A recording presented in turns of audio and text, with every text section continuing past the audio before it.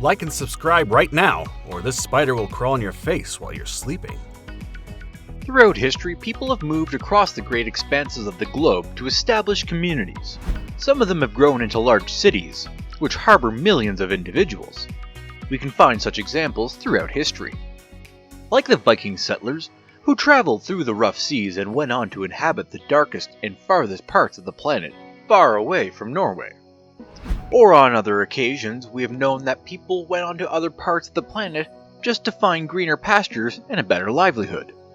However, some people have chosen to remain in smaller groups that are totally off the radar. These communities have withstood the test of time in near isolation. In fact, many residents have never left the small area of isolation they call home. So buckle up, here are the 9 most isolated communities around the world. Let's go. Number 9. Palmerston Island. About 3,200 kilometers northeast of New Zealand sits the tiny island of Palmerston. Occupied by a mere 62 people who are all from the same bloodline, Palmerston is one of the most isolated communities on the planet. The 62 inhabitants of the island can be traced back to one person, William Marsters. After being granted possession of the island by Queen Victoria in 1893, Marsters took his wife's cousins and his second and third wives. He and his wives had 23 children in total, before his death in 1899. Marsters separated the island into 3 parts and gave one to each of his wives. Today, all but 3 of the people on the island are directly descendants of William Marsters. Life on the island is one of isolation and simplicity. There are no shops, banks, or markets. Money is only used when buying and selling off the island, or when ships come with supplies from the outside world. Trade between islanders is the only way to get what you need. Before we move on, I've got a little challenge for you that will take just 5 seconds to complete. So here's the deal.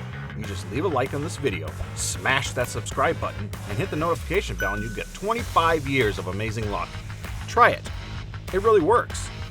Number 8. Supai Village, Arizona. The Grand Canyon is one of the most visited vacation spots in the United States. With its breathtaking views and desert-dwelling critters, the canyon provides tourists with an escape from reality. However, many do not know about the secluded village of Supai, which is located in a side branch of the Grand Canyon known as Havasu Canyon. The village consists of members of the Havasupai tribe.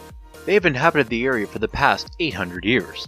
The Havasupai people, aka the people of the blue-green waters, thrive in this arid, solidarity landscape by participating in irrigation farming in the summer, as well as hunting certain animals available during the seasons. The blue waterfalls and springs provide the Supai villagers with both their namesake and their water source for survival. The 208 residents are the only people in the United States who still receive their mail and parcels by mule. A series of linked mules carry packages and mail to the village regularly. Any mail leaving there also bears a postmark that is unique to Supai. Number 7. Tristan da Cunha. No restaurants, no hotels, no credit cards, no safe beaches. This is the life of those living on Tristan da Cunha, the world's most remote populated island. Both the archipelago and the main island in the group are named Tristan da Cunha. These islands are in the middle of the Atlantic, i.e. the middle of nowhere. The first true inhabitant of Tristan da Cunha arrived in 1810 when American explorer Jonathan Lambert landed on the island and proclaimed it himself as its ruler. He even renamed the archipelago the Island of Refreshment. His reign was short-lived, however, as Lambert was killed in a boating accident 2 years later. The islands were renamed Tristan da Cunha again. Due to the strategic positioning of the islands, they were annexed by the United Kingdom in 1816. Today, Tristan da Cunha is thriving with a population of 267 people. These individuals have access to major amenities, including a hospital with dental treatment, an operating theater, as well as a grocery store. However, orders must be made weeks or even months in advance for grocery items, as everything must be shipped to the island from its nearest location. Though modernity is taking over, the remoteness of the island still causes many hardships. Traditional electricity is not available anywhere on the island. Instead, diesel generators are centrally located between cottages in the only town, Edinburgh, of the Seven Seas. Number 6. Ujadvik, Alaska. Reykjavik is the northernmost city in America and the 9th most northern city in the world. Formerly known as Barrows in Alaska, this town lies well above the Arctic Circle and is a very remote, cold town. Although the weather is extreme, archaeological evidence indicate that people have been thriving in the Reykjavik region from as early as AD 500. The headland was explored in 1826 by Frederick Beechey and named for Sir John Barrow, the prominent British promoter of Arctic explorations. The native inhabit tribe called the area Ukbegvik, which translates to the place where owls are hunted. The city is built upon a layer of permafrost that is up to 400 meters deep in places. The warm season in Reykjavik lasts a mere 3.3 months, with an average high temperature of measuring up to 2 degrees Celsius. The cold season lasts 4.4 months, and the average high temperature is negative 16 degrees Celsius. Along with the extreme temperatures, the people of Reykjavik also deal with polar nights. Normally starting in November, the sun sets in Reykjavik and does not rise again for roughly 65 days. Nevertheless, the area's 4,429 residents thrive, over 60% of which are the Inupiat Eskimo. Number 5. La Rinconada, Peru. High in the Peruvian Andes, 64 kilometers north of Lake Titicaca, lies the town of La Rinconada, Peru. What makes this town so special? Well, it's the highest human habitation in the world. La Rinconada was built at a height of over 4,900 meters, lying at the top of Mount Anane. It experiences sub-zero temperatures for most of the year. At this remote altitude, visitors can expect to experience the effects of extreme altitude sickness, including headaches, nausea, shortness of breath, and even death in some extreme cases. Approximately 50,000 people now call this city home. One might wonder what brought so many people to the wilderness. The answer is simple: gold. Gold mining is booming in the region. Beyond the isolated locale and the freezing temperatures, this town has no basic modern amenities and little infrastructure. La Rinconada has no sanitation system and no plumbing, making the entire community one of filth and destitution. Trash pickup is not existent. Most people bury their trash outside of town or simply leave it where it falls. People living and working in La Rinconada also face treacherous conditions when coming in and out of their high-rise city, as the only road leading into La Rinconada is as dirty as the city itself and iced over for most days of the year. Number 4. Magingo Island. Lake Victoria, the largest lake in Africa, is home to various types of fish and wildlife, as well as one of the most isolated communities on Earth, Magingo Island. Made up of mostly fishermen, a population of 500 lives on the island, which is roughly half an acre in size. Not only is the island inaccessible to most without boats, but it's also compact fishermen's slum. However, it was not always that way. In 1991, 2 Kenyan fishermen claimed to have been the first 2 men to settle on the island. At the time, the location was nothing but an infestation of weeds, birds, and snakes. In 2004, a Uganda man also claimed the settlement on the island. These men, and so many others, have made their way to Magingo Island because of the surrounding deep water is home to a large number of Nile perch, which provides income for fishermen. Living on the island is hard because it's incredibly crowded. Houses made of recovered tin and other scavenged material comprise most of the homesteads. In addition, there are 4 bars, a hair salon, several brothels, and a tiny port. Prostitution runs rampant, and the filth plagues the island. Some people there have cellular phones to contact the outside world, but the signal is spotty at best. This is one island that is anything but paradise. Number 3. Villa Las Estrellas, Antarctica. When one thinks of Antarctica, images of endless ice and penguins come to mind. One does not often associate people with the continent, but some individuals do call the icy tundra home.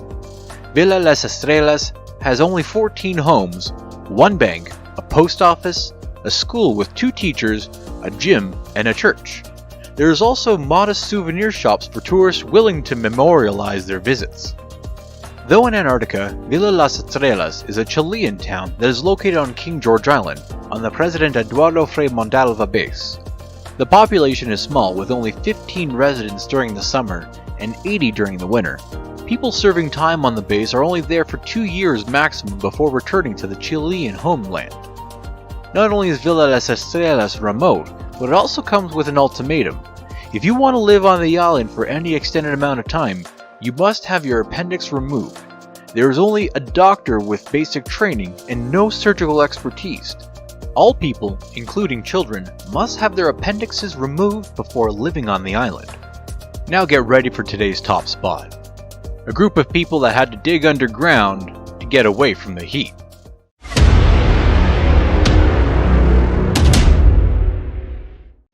Today's best pick at number 2, Coober Pedy, Australia. The Australian outback is one of the most hostile, unforgiving places on Earth, with its red sand, scorching temperatures, and plethora of animals that want to kill you. Although it seems an unlikely place for anyone to live, the people of Coober Pedy have avoided all the things by going underground. Opals brought people to Coober Pedy. In 1915, a teenager discovered the gemstone there. His relatives and many other miners were looking for gold, but instead struck an opal's fortune. About 70% of the world's opal production can be traced to this location in the middle of the Australian outback. Coober Pedy also gained the title Opal Capital of the World. The workers were desperate to mine as well as escape the torturous heat in the outback, so the miners took up a residence in underground homes that kept them warm at night and cool during the day. Today, the 2,500 permanent residents of Coober Pedy are still thriving in their underground world. Approximately 60% of the population of the industrious town is European descent, and over 45 nationalities make up the community. Number 1. Imykon, Russia. Eyelashes freeze when outside. Frostbite is a bitter enemy of daily life. Cars are kept running constantly because their batteries will die due to the average winter temperature of negative 50 degrees Celsius. Sounds like the last place on Earth where folks would like to live. People do, however, in this hostile environment year-round. Welcome to Imykon, Russia. With 500 brave souls as residents, Imykon has earned the title of the coldest permanently occupied human settlement in the world. The nearest city is Yakutsk, a mere 927 kilometers away. A few hundred miles from the Arctic Circle, Imykon is dark for up to 21 hours a day. In 1933, the temperature reached an all-time low of negative 68 degrees Celsius. Life is hard, and so is the ground on Imykon. A constant layer of permafrost prevents farming because nothing can penetrate the hard ground. To get their nutrients and food, most residents subsist on nothing but high-protein foods. Food specialties in the area include stroganina, which is basically raw, long-sliced frozen fish, reindeer meat, frozen horse liver, and ice cubes of horse blood with macaroni. The frozen ground also prevents the use of pipes for running water and bathroom facilities. To answer the call of nature, one must take a brisk run to the outhouse. Imykon also faces difficulties with a remote location when it comes to dealing with the deceased. Due to the thick layer of permafrost, large fires must be lit to warm the ground and melt the ice in order to bury the dead. There are no conveniences in the town due to the extreme cold and remote location. Cars won't start because they freeze, and the batteries are ruined at a terrifying speed. Any pipes of running water will freeze within hours and become completely unusable. Pen ink freezes, and electronics fail.